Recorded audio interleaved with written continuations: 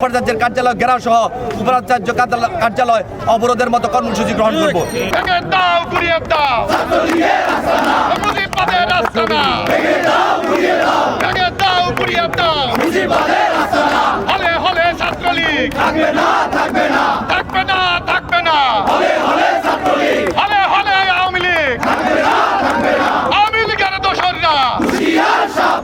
পাঁচ তারিখ পরবর্তী সময়ে আমরা বিশ্ববিদ্যালয়ের প্রশাসনের কাছে বারবার ছাত্রলীগ এবং ফেসিবাদের দোষরদের বিচার দাবি করলেও এই বিশ্ববিদ্যালয় প্রশাসন এখনও দৃশ্যমান কোনো পদক্ষেপ গ্রহণ করেনি।